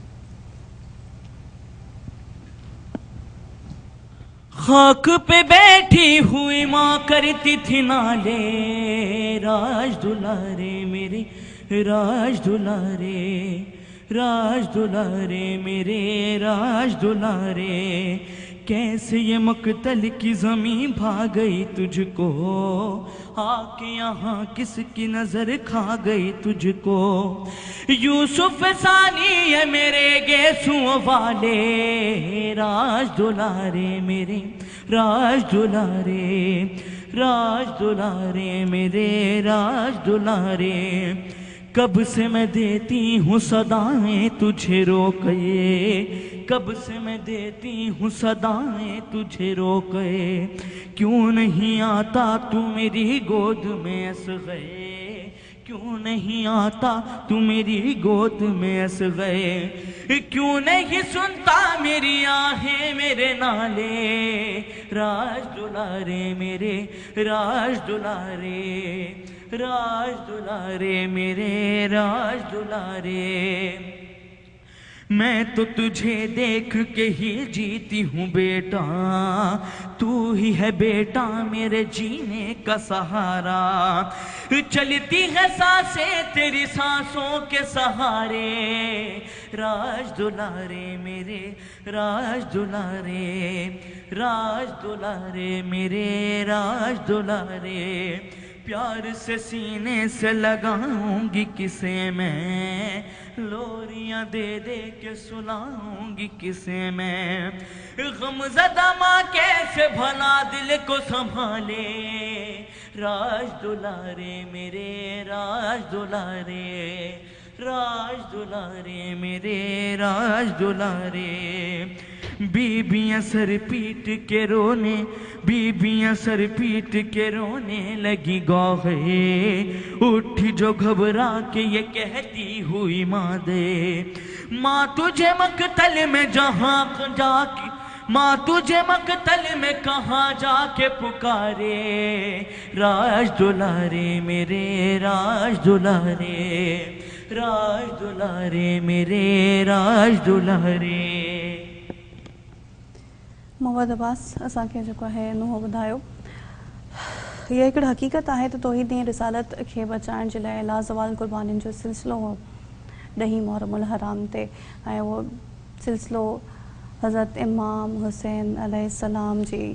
शहादत ते ॼण त पुॼाणी ते पहुतो, पर उते कहाणी ख़तमु न थी। उन खां अॻिते बि तमामु ॾुखंदड़ वाक़िया आहिनि, उहे बि ज़रूरु तव्हां सां डिस्कस कबा। पर हिते हिकिड़ी ॻाल्हि ज़रूरु चवणु जहिड़ी आहे त बनी हाशिम कबीले जूं जेकियूं क़ुर्बानियूं, अरिड़हं क़ुर्बानियूं, 6 महीननि जे असगर खां वेंदे 25 सालनि जे अब्बास ताईं, अहिड़ियूं क़ुर्बानियूं आहिनि, ऐं उहे अहिड़ा मंज़र आहिनि जेकॾहिं सिर्फ़ु असां इमेजिन कयूं था बि असांजो हाँ ॾरी थो पवे, दिलि असांजी फाटी थी पवे, असांखे लफ़्ज़ नथा मिलनि, असांखे अहसास नथा मिलनि। इहो सच आहे, इहो मतिलबु हीअ कहाणी त असां ईअं ई चऊं था, पर हीअ हिकु हक़ीक़त आहे जेका हर साल ज़िंदा थींदी आहे, ऐं हर साल उन हक़ीक़त मां असांखे खोड़ सारियूं ॿियूं हक़ीक़तूं मिलंदियूं आहिनि जंहिंजे फ़लसफ़े खे सम्झण जी असांखे ज़रूरत आहे, ऐं असां सम्झण जी कोशिशि कंदा आहियूं। असां सां गॾु मौलाना ज़हीर हुसैन साहब आहिनि, ऐं उन्हनि सां ज़रूरु जेको आहे ॻाल्हि ॿोल जे सिलसिले खे अॻिते वधायूं था। अली अकबर जी शहादत त असां उन हवाले सां ज़िक्र कयोसीं, हज़रत अब्बास जी वफ़ादारी, उन हवाले सां बि कुझु ॿुधायो। हज़रत अब्बास अलमदार हिकिड़ो वॾो एतिरो त वॾो नालो आहे, ऐं जॾहिं हज़रत अब्बास जो नालो अचे थो त पोइ उन सां गॾु हिकदमि लफ़्ज़ वफ़ा अचे थो। हज़रत अली अलैहिस्सलाम जो जनाब सैयदा फ़ातिमा ज़हरा जी वफ़ात खां पोइ हज़रत अली अलैहिस्सलाम हिकिड़ी ख़्वाहिश ज़ाहिर कई पंहिंजे भाउ अकील सां त आउं जेको सो हिकिड़ी बहादुर ख़ानदान मां शादी करणु थो चाहियां, छाकाणि त आउं बहादुर आहियां, ऐं मुंहिंजी जेकॾहिं उहा घरवारी बहादुर हुजे त नजीबुल तरफ़ैन जॾहिं बहादुरी हूंदी त यकीनन उनजो औलाद जेको सो बहादुर थींदो। इन करे कंहिं बहादुर ख़ानदान मां शादी कयां। पोइ जेको सो बनी कलाबिया जी हिकिड़ी औरत आहे जंहिंजो नालो फ़ातिमा आहे, उनजो नालो फ़ातिमा कलाबिया, उन सां हज़रत अली अलैहिस्सलाम शादी कई जेके उमुल बनीन चयो वियो, उमुल बनीन जो मतिलबु आहे त घणनि पुटनि जी माउ। उहा ॿी ॻाल्हि आहे त घणनि पुटनि जी माउ उमुल बनीन, उनजा जेके पुट हुआ उहे सभई करबला में शहीद थी विया। पोइ जॾहिं करबला जे वाक़े खां पोइ केरु हुनखे चवंदो हो त उमुल बनीन, त चवंदी मूंखे हाणे उमुल बनीन न चओ, छाकाणि त घणनि पुटनि जी माउ कोन रही आहियां, मुंहिंजो हाणे को पुटु कोन बचियो आहे। सो उन में हज़रत अब्बास जी जॾहिं विलादत थिए थी, हज़रत अब्बास जॾहिं वॾो थिए थो त उनखे जनाबे फ़ातिमा कलाबिया हिकिड़ी ॻाल्हि ज़हन में ॾिए थी त पुटु तूं आहीं त अली जो पुटु, पर तूं साॻे वक़्त ते आऊं बानी थी आई आहियां ऐं फ़ातिमा त ज़हरा जी जॻह वठी कोन थी सघां, इन करे तूं बानी जो ॿारु आहीं, तूं कॾहिं पाण खे हसन ऐं हुसैन जी बराबरी न सम्झिजी, तूं पाण खे पंहिंजो हसन ऐं हुसैन ऐं ज़ैनब उम्मे कुलसूम जो ग़ुलाम सम्झिजी, इन करे त उहो ज़हन में रखिजी। त उन वक़्त में जॾहिं नंढो हूंदो त जनाब अब्बास जनाब ज़ैनब उम्मे कुलसूम साम्हूं वेंदा हुआ, उहे पंहिंजो भाउ सम्झी पंहिंजी हंज ते विहारींदी हुयूं, त उहो चवंदो हो त आऊं तव्हांजो भाउ न, आऊं तव्हांजो ग़ुलाम आहियां। हिकिड़े ज़हन में इहो तसवर रखी हुन पाण खे ग़ुलामी जी हैसियत सां रखियो हो। त उन वक़्त में जीअं जॾहिं वॾा थिया, करबला जे वाक़े लाइ इमाम अलैहिस्सलाम जॾहिं मदीने खां रवाना था थियनि, त उन वक़्त में बि जनाब अब्बास जे ज़हन में फ़क़ति इहो हो त दुनिया उथली पवे, कंहिंजी नज़र मुंहिंजी भेणनि ज़ैनब उम्मे कुलसूम ते न पवे। जंगल में जेकॾहिं मंज़िल थींदी हुई, सभई सुतल हूंदा हुआ, हज़रत अब्बास सॼी राति पहिरो ॾेई, ऐं जेकॾहिं को काफ़िलो मंज़िल अंदोज़ थियण वारो हूंदो हुनखे चवंदो हिते मंज़िल न करियो, हिते अली जूं धीअरूं जेको सो मंज़िल थी कनि, हिते केरु न हुजे। यानी इहो तसवर में रखोसि हज़रत अब्बास जी वफ़ा हर जॻह ते। ऐं हज़रत ज़ैनब जो हिकिड़ो कौल मिले थो, जनाब ज़ैनब सलामुल्लाह अलैहा बिनते अली अलैहिस्सलाम, उहो चवे थी त जॾहिं मूंखे चयो वियो त करबला जे वाक़े खां पोइ तुंहिंजे हथनि में रसियूं पवंदियूं, तोखे कूफ़े ऐं शाम जे बाज़ारनि में जेको सो फेरायो वेंदो, क़ैद ख़ाननि में मोकिलियो वेंदो, त आउं सोचींदी हुयसि त जंहिंजो अब्बास जहिड़ो भाउ हुजे, इहो तसवर करे सघे थी त अब्बास जहिड़ो बहादुर भाउ हुजे ऐं उनखे बि बाज़ारनि में वञिणो पवंदो, उनजे हथनि में हथकड़ियूं पवंदियूं, उनजे हथ में रसियूं पवंदियूं। चए थी आउं ज़हन में आउं सोचींदुसि इहो मुमकिन ई कोन्हे। यानी अब्बास ते एतिरो जेको सो हिकिड़ो सहारे जी हैसियत सां हिकिड़ो भावर हो जनाब ज़ैनब उम्मे कुलसूम खे, बीबियुनि खे। पर जॾहिं न शब आशूर जनाब खां पोइ सुबुह जो जॾहिं जनाब अब्बास विदा करण जे लाइ निकिरे थो, त पोइ बीबियुनि खे जनाब ज़ैनब चवे थी त बीबियो मूं जेको तव्हांखे चयो हो, तव्हांजे परदे जी ज़ामिन आहियां हूं, मुंहिंजो भाउ अब्बास ज़िंदा आहे, हाणे जॾहिं अब्बास वञे पियो त पोइ मूंखे यकीन आहे त मूंखे बाज़ारनि में वञिणो पवंदो। जेकॾहिं अब्बास वञे पियो त अब्बास जे क़त्ल खां पोइ हाणे मूंखे दरबारनि में वञिणो पवंदो, मूंखे बाज़ारनि में वञिणो पवंदो। हिन अब्बास ते एतिरो यकीन हो ऐं हज़रत अब्बास एतिरो वफ़ादार हो जो जेको बि इजाज़त पियो घुरे इमाम अलैहिस्सलाम खां, त हज़रत अब्बास चए थो मौला मूंखे इजाज़त ॾियो, मूंखे इजाज़त ॾियो। इमाम फरमाइनि त अब्बास तूं त मुंहिंजे काफ़िले जो सालार आहीं, तूं त मुंहिंजे फ़ौज जो अलम बरदार आहीं, तूं अलम खणण वारो आहीं, तूं बाबा अली रसूलुल्लाह जो अलम बरदार हो, तूं मुंहिंजो अलम बरदार आहीं। पर जॾहिं शहीद थींदे आहे पोइ मां जनाब अब्बास चए थो मौला हाणे मुंहिंजी फ़ौज कहिड़ी रही आहे जंहिंजो अलम बरदार हुजां, मौला मूंखे इजाज़त ॾियो। ऐं जॾहिं जनाब अब्बास एतिरो बहादुर हो जो जंग कंदे कंदे जॾहिं नहर फ़िरात ते पहुचे थो ऐं फ़िरात ते पहुची ऐं घोड़े खे जेको सो दरियाए फ़िरात में अंदरि विझे थो ऐं उन खां पोइ मश्क भरे थो, उन खां पोइ जनाब अब्बास हिकिड़ो लफ़्ज़ चया आहिनि घोड़े खे, आलिम बेज़बानी में घोड़ो जेको सी ही उहे हस्तियूं आहिनि जेके ख़ुदा जी जेको सो हिकिड़ियूं अहिड़ी बरगुज़ीदा आहिनि जे ॻाल्हाइनि था त जानवर बि जेको आहे उन में पंहिंजी ज़बान मां उन सां ॻाल्हाइनि था। घोड़े खे सम्झनि था, घोड़े खे चई त तूं बि जेको सो केतिरनि ॾींहंनि जो बुखियो ऐं उञियूं आहीं ऐं तूं पाणी पी वठि, असां हीउ पाणी खणी थो वञा, ख़ुदा करे सकीना ते पहुचे, अली असगर ते पहुचे, तूं पाणी पी। त घोड़े उहो पाणी कोन पीतो आहे, उहो ज़ुलझना जेका आहे जनाब अब्बास जी उन पाणी ऐं बल्कि आलिम बेज़बानी में इहो चयो अथसि त मौला जिते मौला जो अली असगर उञियूं आहे, जिते 4 सालनि जी सकीना जेको सो उञी आहे उते आउं पाणी कोन पीअंदुसि। जनाब अब्बास उहो पाणी खे खयो आहे हथनि में खणी ऐं उते पाणी सां ॻाल्हाइनि था ऐं पाणी तूं त मुंहिंजी जेको आकाज़ादी फ़ातिमा ज़हरा जी महर रही, हीउ पाणी जेको जनाब सैयदा जी जेको सो महर हो सरवर काइनात में, पर अॼु फ़ातिमा ज़हरा जा पुट जेको सो उनजो औलाद उंजियो आहे ऐं हथ खणी ऐं पोइ वरी पाणी खे दरिया में उछलाए मश्क भरे जेको सो खणणु वञनि था। ऐं उन खां पोइ जनाब अब्बास जी वफ़ादारी इहा त जीअं ई पाणी खणी हलनि था ऐं त चो तरफ़ खां जेको सो फ़ौज जॾहिं उन ते हमिलो करे थी त त उन वक़्त में हुनजो फ़क़ति इहो आहे त कंहिं तरीक़े सां मश्क जेका आहे जनाब सकीना ते पइजे, अली असगर ते पइजे। जॾहिं हिकिड़ो तीर हले थो ऐं मश्क खे जे बजाए हू जेको सो पहिरीं हलाइनि था, जॾहिं जनाब अब्बास जो बाज़ू कटिजी थो वञे हलियो त वरी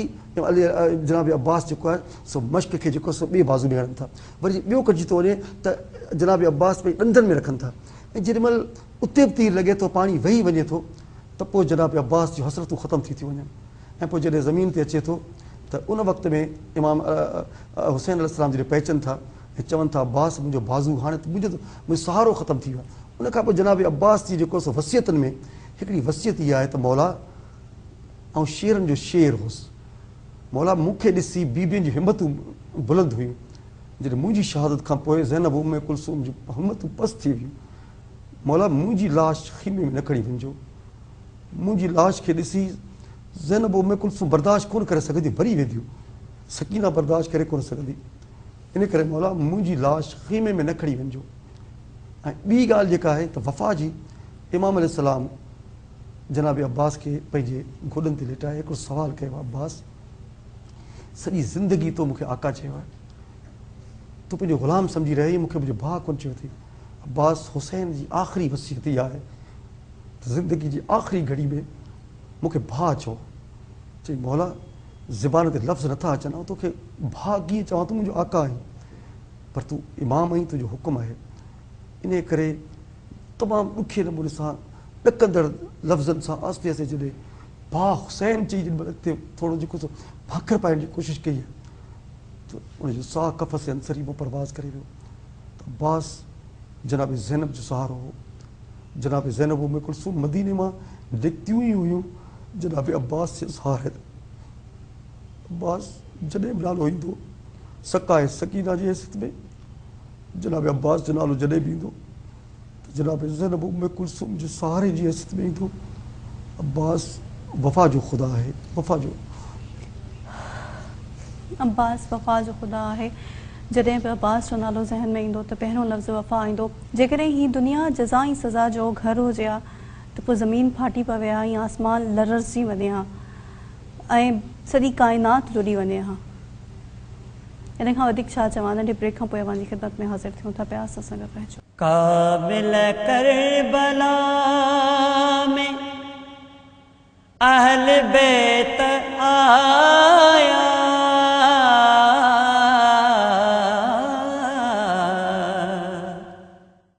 काबिल करबला में अहल बैत आया,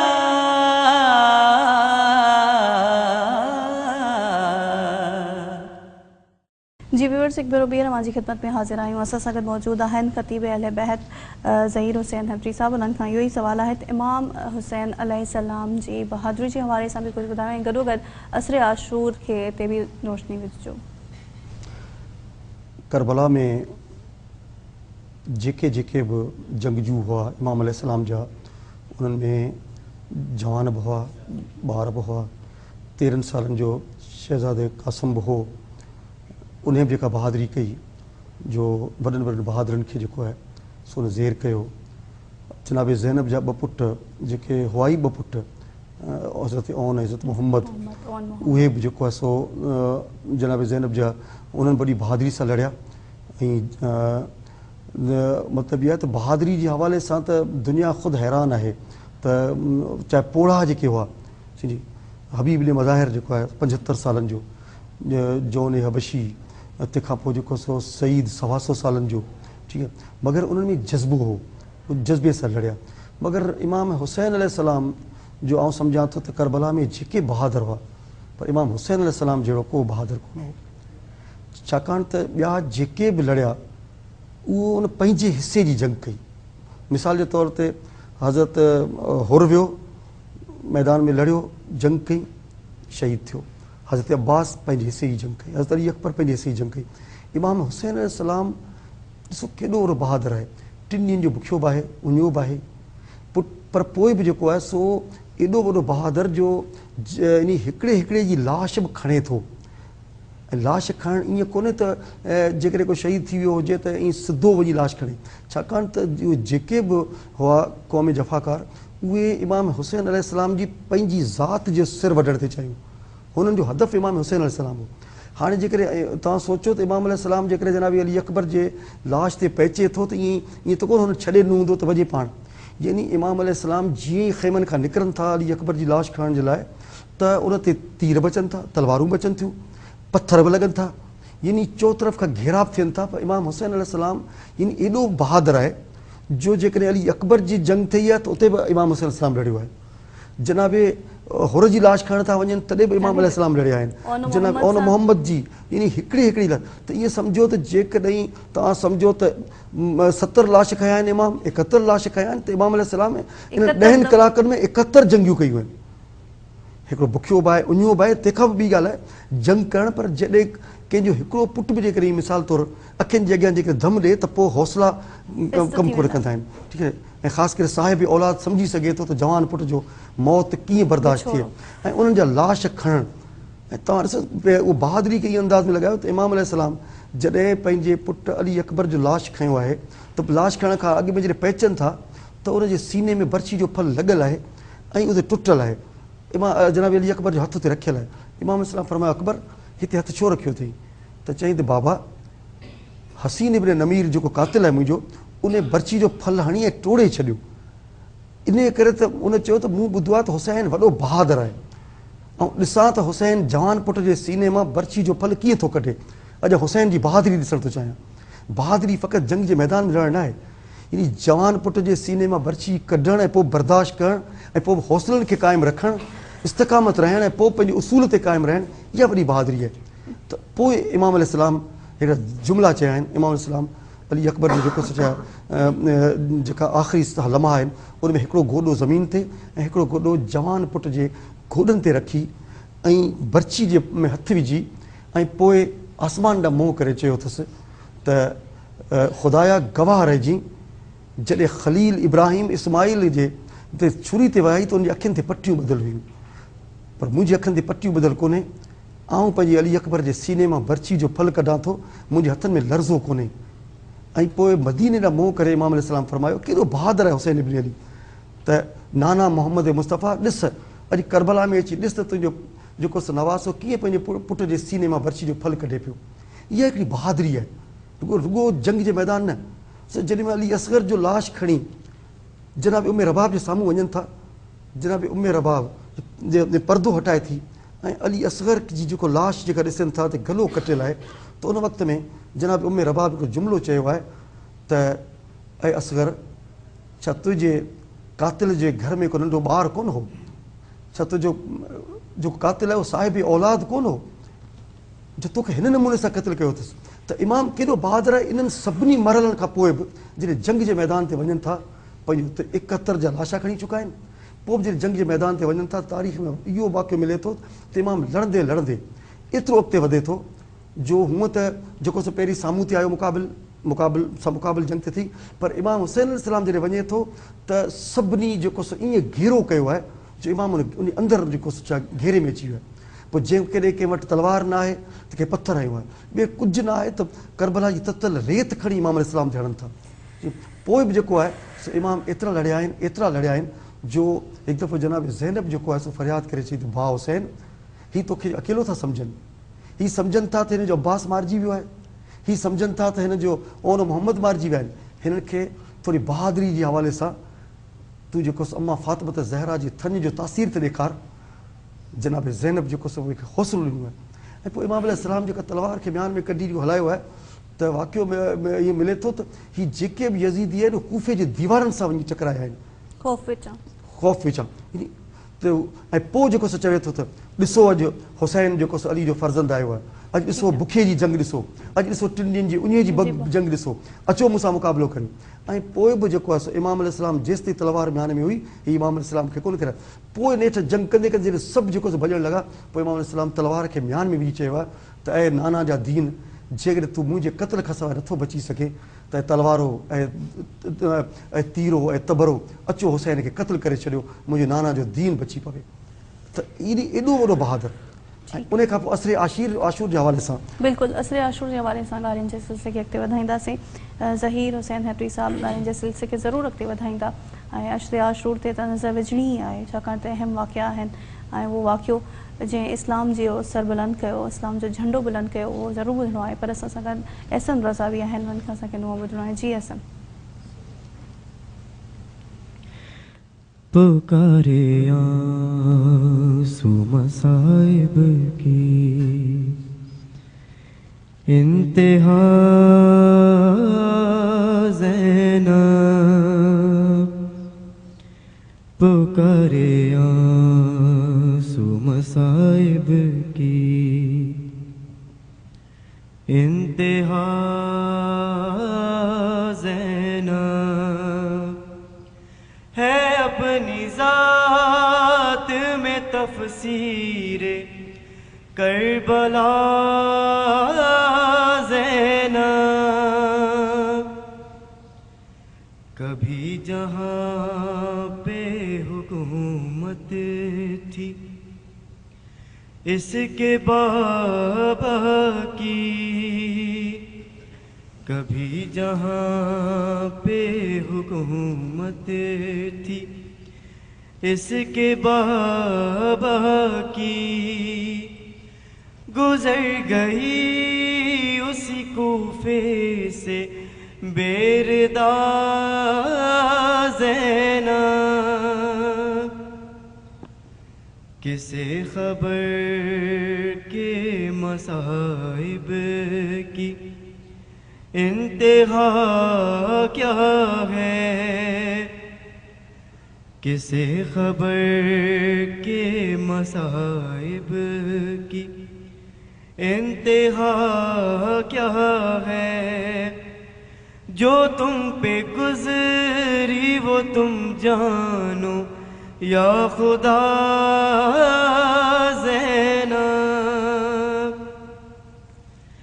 खड़ी ये सोचती है पत्थरों के ढेर के पास, खड़ी ये सोचती है पत्थरों के ढेर के पास, कहाँ से लाएगी अब भाई दूसरा ज़ैनब, न देखा मुड़ के भी उल्फत में इब्ने ज़हरा की, न देखा मुड़ के भी उल्फत में इब्ने ज़हरा की, निसार आनो मोहम्मद को यूं किया ज़ैनब, सफ़र में शाम के बच्चों का और माओं का, सफ़र में शाम के बच्चों का और माओं का, कदम कदम पे बढ़ाती थी हौसला ज़ैनब, सितम से आबिद बीमार को बचा लाई, सितम से आबिद बीमार को बचा लाई, जो वादा शय से किया था वो निभा दिया ज़ैनब,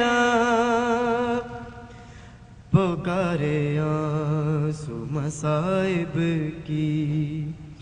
इंतहा ज़ैनब।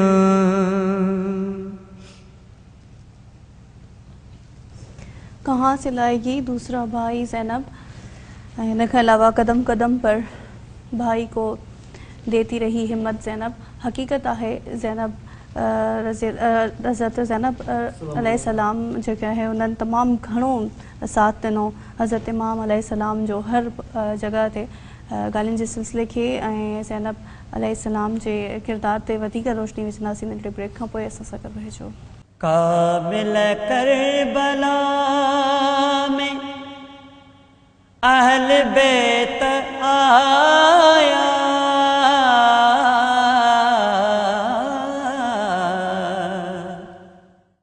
काबिल करबला में अहल बैत आया,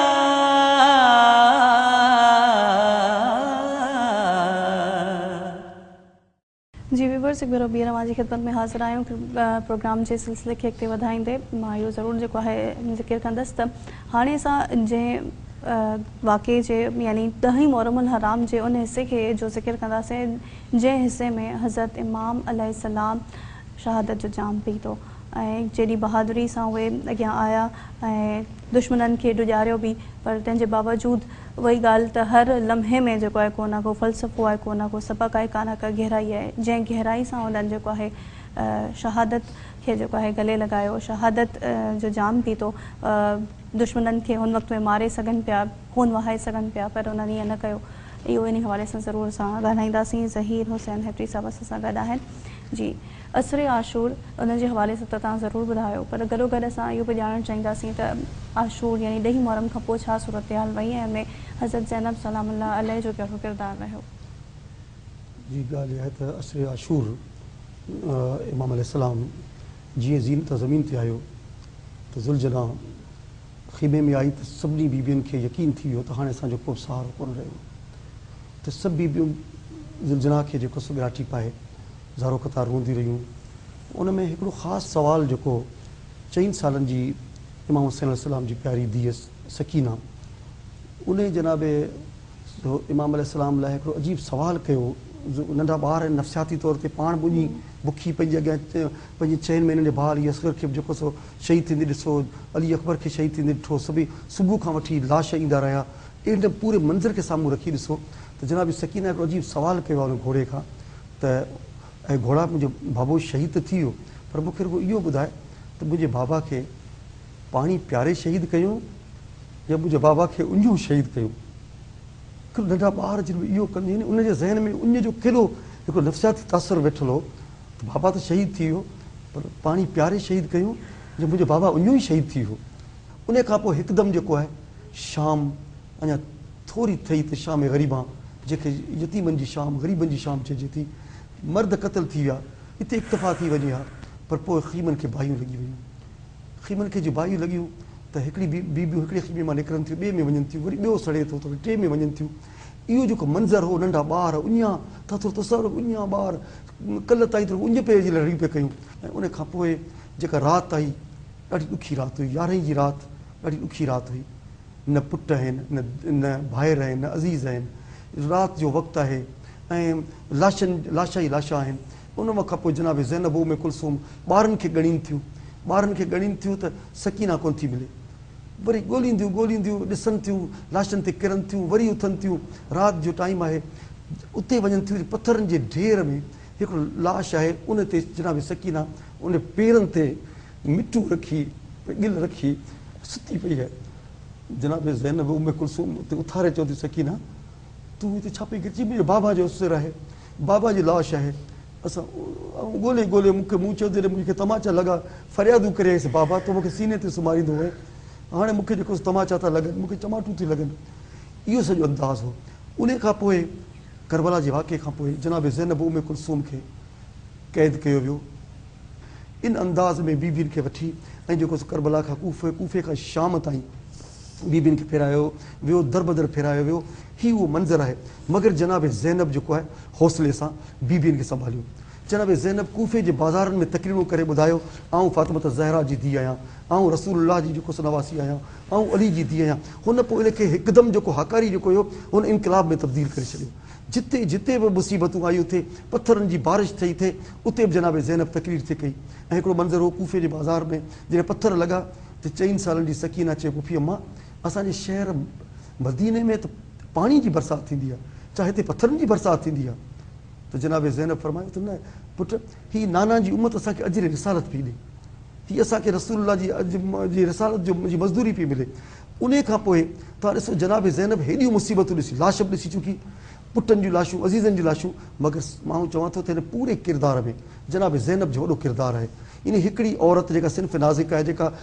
दर्द बर्दाश्त करे कोन सघंदी आहे, उनजे अॻियां जेकॾहिं हिकिड़ो पुट जो लाश अची वञे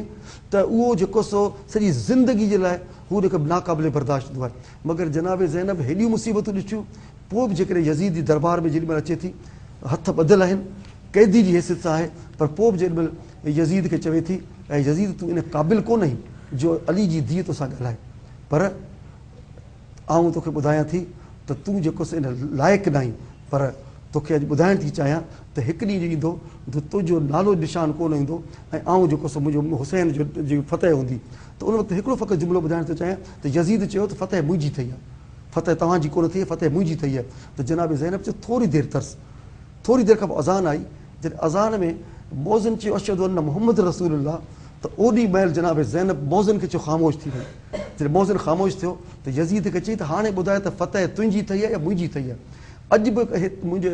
भाउ खे क़त्ल करण खां पोइ, असांखे क़ैद करण खां पोइ बि नालो क़ाइमु आहे त मोहम्मद रसूलुल्लाह जो आहे। अॼु बि अज़ाननि में जेकॾहिं नालो आहे त मोहम्मद रसूलुल्लाह जो आहे, ॿुधाए त मोहम्मद मुंहिंजो नानो आहे या तुंहिंजो नानो आहे? त हीअ अंदाज़ आहिनि। इन खे जेॾीमहिल दरबार में सफ़ीर रूम वेठो आहे, उन जे साम्हूं जेॾीमहिल हू चए थो यज़ीद हीअ केरु आहिनि, त जनाब ज़ैनब चए थी अना ज़ैनब बिन्त फ़ातिमा ज़हरा बिन्त मोहम्मद मुस्तफ़ा। हू चवे थो त आऊं त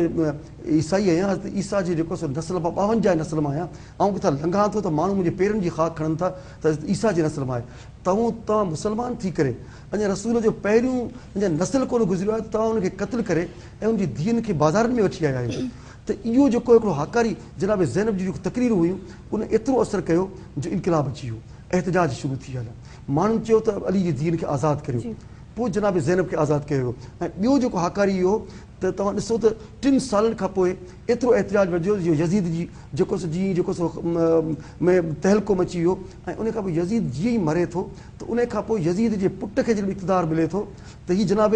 हीअ करबला जे वाक़े जो असरु आहे, जनाब ज़ैनब जी तक़रीरनि जो असरु आहे जो यज़ीद जो पुटु तख़्त ते वेही तक़रीर करे चवे थो त आऊं हिन तख़्त ते कोन वेंदुसि, इन करे त हिन तख़्त मां जेको सो आले मोहम्मद जे रत जी जेको सो ख़ुशबू थी अचे ऐं उन ते कोन, इहो हाकारी जेको नतीजो हो। व्यूअर्स असां वटि तमामु घटि टाइम आहे, पर ॻाल्हियूं खोड़ सारियूं आहिनि जंहिं ते असांखे नज़र विझणु घुरिजे। आख़िर में मां एतिरो ई चवंदसि त हीअ जंग जेकी हुई उहा मज़लूमियत जी ज़ालिमियत सां हुई, ज़ालिम माण्हुनि जी मज़लूम सां हुई, ऐं हीअ जंग मज़लूमियत खटी। मज़लूमियत या मज़लूम हुजणु को कमज़ोरी न आहे, को शिकस्त न आहे, कामयाबी आहे। अॼु बि असां जॾहिं कूड़ ॻाल्हायूं था त ज़ालिम थियूं था विया, अॼु बि असां जॾहिं कंहिं ग़लति रस्ते ते हलूं था ज़ालिम था थियूं, जॾहिं असां कंहिंजो हक़ मारियूं था ज़ालिम था थियूं। अॼु जे दौर में असांखे मज़लूम थियण जी ज़रूरत आहे, सच ॻाल्हाए करे, मज़लूमनि जो साथ ॾेई करे, ऐं हर उन रस्ते खां बची करे जंहिं रस्ते ते हलण खां मना कयो वियो आहे इस्लाम में ऐं इस्लाम जी तालीमात जे हवाले सां। असां जेको आहे पंहिंजे प्रोग्राम खे वाइंड अप कंदासीं, पर वेंदे वेंदे मोहम्मद अब्बास जाचवी खे असां जेको आहे गुज़ारिश कंदासीं त कुझु ॿुधाइनि। मौला हुसैन अलैहिस्सलाम की शहादत के हवाले से एक कलाम आपके समात में। बेगोरो कफन रन में मजलूम का लाशा है, बेगोरो कफन रन में मजलूम का लाशा है, कोई आके कफन दे दो, कोई आके कफन दे दो, अहमद का नवासा है, मजलूम का लाशा है, बेगोरो कफन रंग में मजलूम का लाशा है, कहती है खड़ी बन में शबीर की माँ जाई, जन्नत का है शहजादा मजलूम मेरा भाई, कोई आके कफन दे दो, कोई आके कफन दे दो, احمد کا نواسا ہے، مظلوم کا لاشا ہے۔ دیکھے نہ بہن کوئی لاچاری کا یہ منظر، خود روتی ہے غربت بھی میرے بھائی کی غربت پہ۔ کوئی آ کے کفن دے دو، کوئی آ کے کفن دے دو، احمد کا نواسا ہے، مظلوم کا لاشا ہے۔ پردیس میں غربت نے یہ وقت دکھایا ہے، محتاج کفن ہائے کونین کا آقا ہے۔ کوئی آ کے کفن دے دو، کوئی آ کے کفن دے دو، احمد کا نواسا ہے، مظلوم کا لاشا ہے۔ ہر ایک عمل اس کا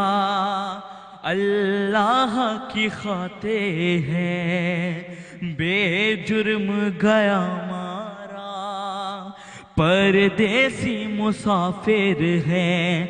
کوئی آ کے کفن دے دو، کوئی آ کے کفن دے دو، احمد کا نواسا ہے، مظلوم کا لاشا ہے۔ بے گورو کفن رننے مظلوم کا لاشا ہے۔ ارمان بہن کا یہ پورا نہ ہوا گا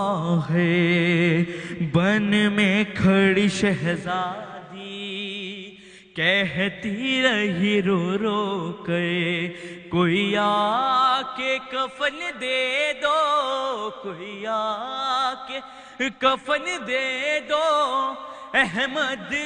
کا نواسا ہے، مظلوم کا لاشا ہے۔ بے گورو کفن رننے مظلوم کا لاشا ہے۔